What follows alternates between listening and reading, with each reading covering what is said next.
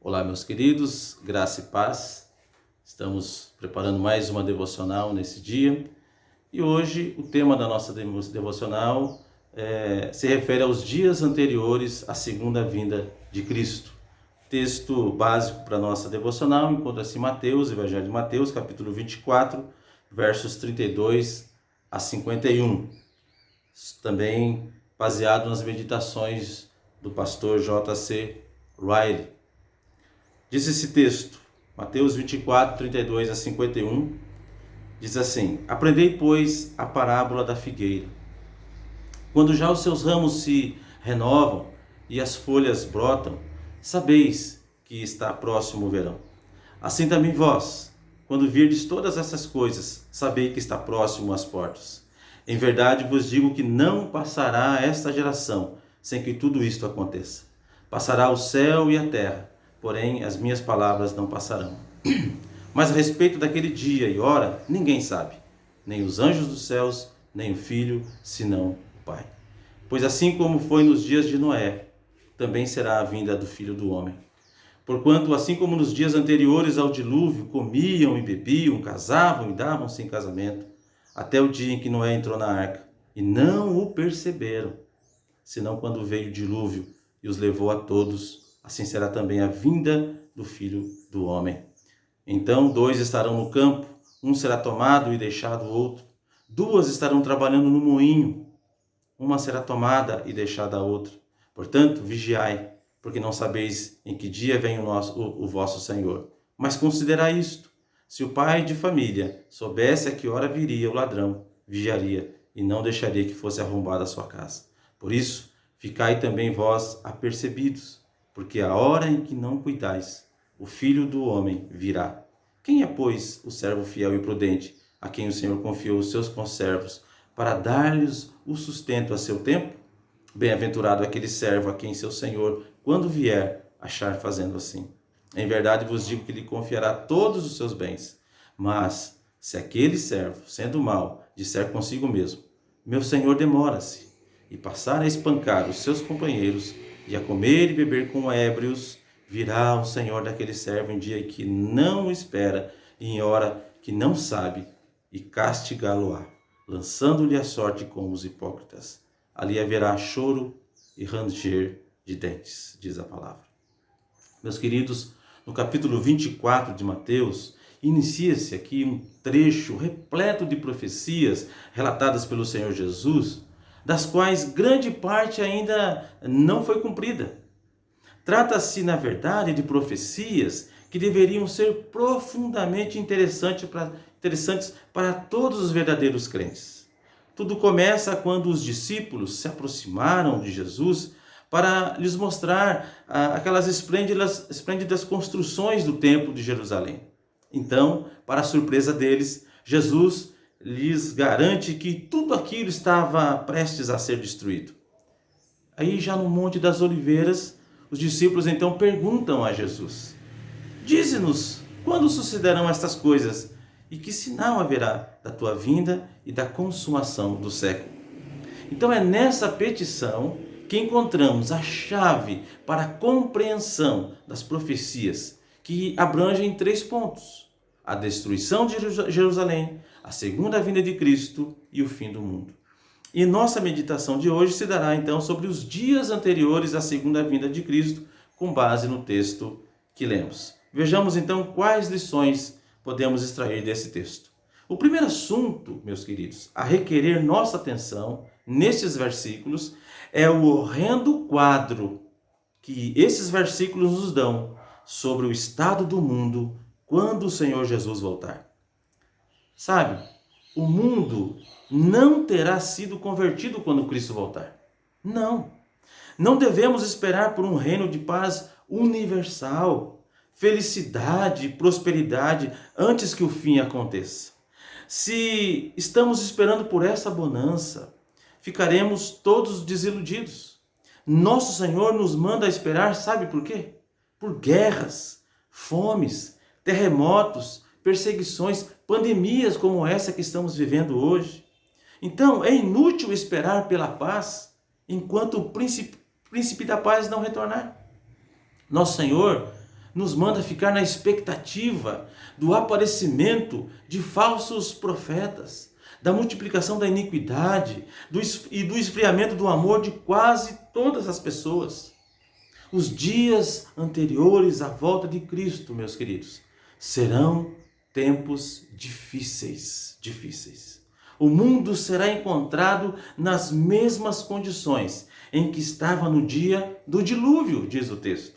Quando veio o dilúvio, os homens estavam comendo e bebendo, casando-se e dando-se em casamento, absorvidos em suas atividades mundanas e inteiramente surdos para as repetidas advertências feitas por Noé. Não acreditavam na possibilidade de um dilúvio. Um dilúvio para eles naquela época não lhes passava pela cabeça. Recusavam-se a crer que houvesse algum tipo de perigo, quanto mais um dilúvio. No entanto, meus queridos, a Bíblia diz que de súbito veio o dilúvio e os levou a todos. E todos quantos não se encontravam com Noé, vejam, todos quantos não se encontravam com Noé no interior da arca, pereceram. Todos foram varridos de uma vez e para sempre, sem perdão, não convertidos, despreparados para o encontro com Deus. E o nosso Senhor diz que assim será também a vinda do Filho do Homem. Veja que coisa terrível. Nós devemos considerar essa passagem, meus queridos, e guardá-la no fundo do nosso coração. Há muitas opiniões estranhas sobre este assunto, até mesmo entre homens bons. Não devemos nos enganar imaginando que antes do retorno do Senhor Jesus, todos os homens virão a se converter, ou que a terra se encherá do conhecimento de Deus. Não sonhemos supondo que o fim de todas as coisas não possa estar próximo, porque ainda há muita iniquidade, tanto na igreja quanto no mundo em geral. Tais concepções são redondamente contraditadas nesta passagem. Os dias de Noé são um verdadeiro tipo dos dias em que Jesus Cristo irá retornar. Milhões de professos cristãos serão desmascarados como insensatos, incrédulos, sem Deus e sem Cristo, mundanos e desqualificados para o encontro com o justo juiz. Tenhamos muito cuidado, meus queridos, para não sermos encontrados entre os tais. E o segundo assunto que exige a nossa atenção neste texto é a completa separação que haverá quando o Senhor Jesus voltar. Veja, preste atenção nisso. 2 vezes lemos que um será tomado e deixado o outro. Hoje, o piedoso e o ímpio estão misturados e convivem juntamente nas igrejas, nas cidades, nos campos e por toda parte. Os filhos de Deus e os filhos deste mundo estão lado a lado. Mas isto não será sempre assim. No dia do retorno do nosso Senhor, haverá, enfim, uma completa divisão. Em um momento, num piscar de olhos, ao ressoar a última trombeta, cada um desses grupos será separado do outro para sempre, por toda a eternidade. Esposas serão separadas dos maridos, os pais dos filhos, os irmãos das irmãs, os patrões de seus empregados e os pregadores dos seus ouvintes. Não haverá tempo para palavras de despedida e nem para arrependimento quando o Senhor Jesus voltar, meus queridos. Não haverá. Cada qual será tomado como estiver e ceifará conforme o que tiver semeado. Os crentes serão arrebatados para a glória, para a honra e para a vida eterna ao lado do seu Redentor. Os incrédulos, infelizmente, serão deixados para trás, para a vergonha e desprezo eternos. Bem-aventurados, felizes aqueles que estão unidos de coração, seguindo a Jesus Cristo. A sua unidade jamais será quebrada. Esta unidade de nós, seu povo com Cristo, jamais será quebrada. Ela perdurará para toda a eternidade. Quem pode descrever a felicidade daqueles que forem arrebatados quando retornar o Senhor? Quem pode? Que alegria será, irmãos? Quem pode imaginar a miséria daqueles que forem deixados para trás? Que tragédia! Que pensemos sobre essas coisas e consideremos os nossos caminhos enquanto é tempo. E o último assunto que nos chama a atenção nesse texto é o dever prático de vigiar ante a expectativa da segunda vinda de Cristo. Nosso Senhor diz: vigiai, porque não sabeis em que dia vem o vosso Senhor. Ficai também vós apercebidos, porque a hora em que não cuidais, o Filho do Homem virá. Meus queridos, este é um particular que nosso Senhor insiste com frequência para nossa observação.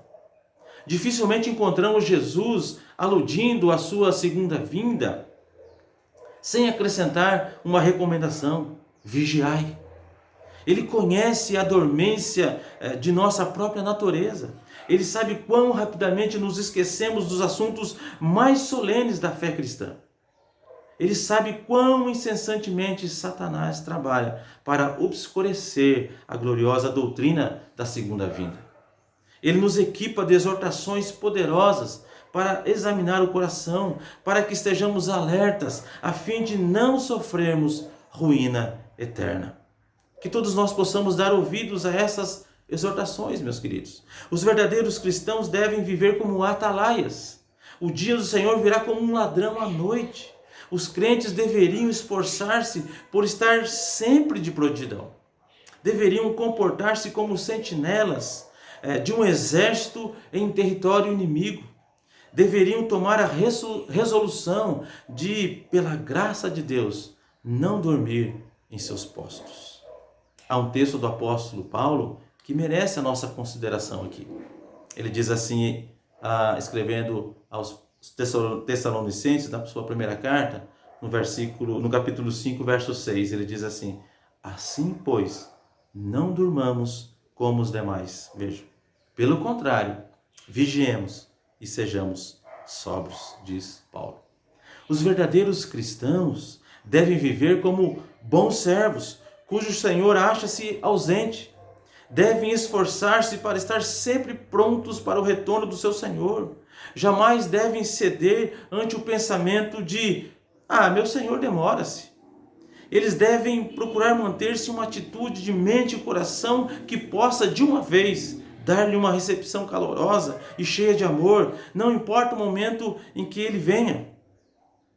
Meus queridos, há uma vasta profundidade na declaração do Senhor. Ele diz: bem-aventurado aquele servo a quem seu Senhor, quando vier, achar fazendo assim. Meus queridos, ouçam uma coisa. Preste atenção. Se não estamos prontos para a qualquer momento receber o Senhor que volta, bem podemos questionar se somos verdadeiros crentes em Jesus ou não. Encerremos esse assunto com sentimentos solenes, meus queridos. Aquilo que acabamos de ouvir requer de nós uma grande sondagem de coração. Procuremos assegurar-nos de que realmente estamos em Cristo e preparados para o dia da ira de Deus.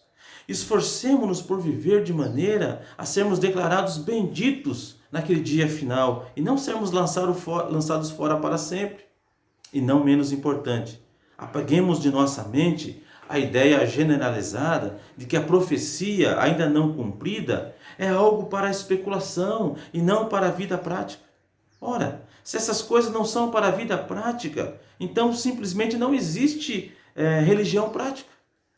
João, apóstolo, ele diz na sua primeira carta, capítulo 2, verso 6, aquele que diz que permanece nele, esse também deve andar assim como ele andou. Guardemos essas coisas no coração e nunca nos esqueçamos delas. São verdades extremamente relevantes para o tempo presente. Meus queridos, tempos difíceis nos esperam até a volta do Senhor Jesus. Heresias e perseguições podem enfraquecer e distrair as igrejas.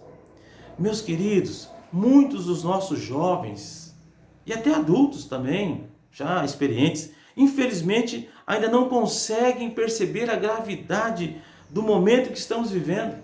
Estamos sob ataque diariamente. Nossa fé está sendo atacada por todos os meios e muitos estão vivendo como se o mundo fosse um mar de rosas. Não, meus queridos. O mundo é impiedoso e perverso. A mídia é uma prova disso. Observe o tipo de filosofia que se ensina nas mídias, nas redes sociais, no YouTube. Uma filosofia humanista, mundana e diabólica, vejam, que pretende eliminar Deus de tudo. Para quê? Para colocar o homem no centro de tudo. Olha que coisa demoníaca. E hoje em dia, muitos, tanto dos nossos jovens, dos adultos, dos nossos crentes, aqueles que se dizem cristãos, seguem no YouTube e nas redes sociais os chamados coaches, travestidos de pastores. É incrível como muitos deles se deixam levar pelas filosofias humanistas e mundanas ensinadas por esses falsos pastores, só porque eles se autodominam pastores e estão com a Bíblia aberta. Eles pregam, meus queridos, um outro evangelho, eles estão pregando um outro evangelho e muitas pessoas estão dizendo amém para toda essa farsa. Observe as orientações dadas pelo apóstolo Paulo ao jovem pastor Timóteo, lá na sua primeira carta a Timóteo, capítulo 4, versos 1 e 2. Ele diz assim, olha só, ora, o Espírito afirma expressamente que nos últimos tempos alguns apostatarão da fé. Por quê? Qual a razão? Por obedecerem a espíritos enganadores e a ensinos de demônios, pela hipocrisia dos que falam mentiras e que têm cauterizado a própria consciência. Ele chama esses que estão pregando hoje aí de outro falso evangelho de espíritos enganadores, de ensinos de demônios. Vejam, que coisa, que perigo. Precisamos tomar cuidado com essas coisas, porque nós estamos vivendo os últimos dias antes da volta de Cristo. Volto a repetir, meus queridos, volto a repetir. Estamos vivendo dias terríveis. Os dias, eles são maus. O mundo nos odeia por causa de Cristo. O mundo nos odeia por causa de Cristo, por causa da nossa fé. Os ímpios farão de tudo para nos enganar. Satanás sabe que pouco tempo lhe resta. Ele fará de tudo para nos destruir. Esse é um assunto muito sério, mas que tem sido pouco falado em nossos dias. Portanto, devemos nos apressar para viver de modo digno do Evangelho e a propagá-lo no mundo todo, porque o tempo é curto. E acima de tudo, anelemos pelo retorno do nosso Redentor. Que Deus abençoe cada um de vocês e que Ele nos dê um coração disposto a orar diariamente. Vem, Senhor Jesus. Essa deve ser a nossa oração diária. Venha, volta, Senhor Jesus. Venha buscar sua igreja. E se você ainda não tem a certeza da sua salvação, se você ainda não tomou a decisão por Cristo, não deixe para amanhã. Sente, ore, medite, peça a Deus misericórdia. Clame a Deus por sua vida, porque você precisa se preparar para a volta do Senhor Jesus. E essa volta está às portas. Jesus está voltando.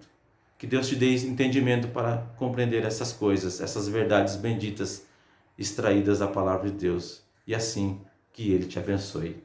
Amém.